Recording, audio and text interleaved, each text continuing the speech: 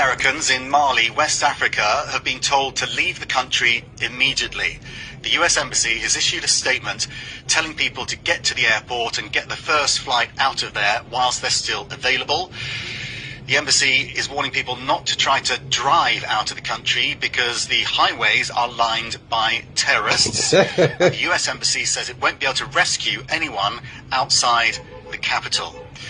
So this is after the conflict between the government and these terrorist groups escalated. One of the things they're fighting for control of is the energy supply, and fuel levels are critically low, and that's why there might not be any more flights out of the airport if they can't get enough fuel.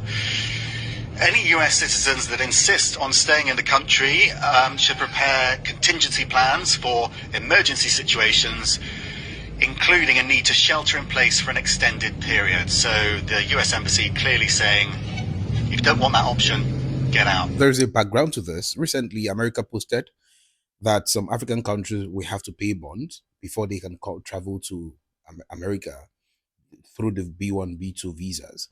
And then, so they have to pay $5,000 bond to the American government before they travel. Mali, being currently being ruled by the junta regime, also said, you know what, we're going to make a reciprocity. So Americans that want to come to Mali would have to pay the same thing before they travel to Mali. And so before the thing takes effect, in fact, on the day that the bond was supposed to take effect in America, America reviewed their list, and then by reviewing the list, Mali was off the list.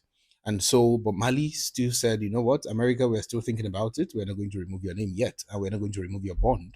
So Americans still have to pay bond to Mali if they want to travel to America. And I think things broke down. Now we are seeing America saying, you know what, American citizens, please leave Mali and get out because Mali is being run by terrorists and blah, blah, blah, blah, blah, blah, blah. We've seen this play out before. And we've seen this in Venezuela. We've seen this in different parts of the world. And very interesting times. Mali, please watch out.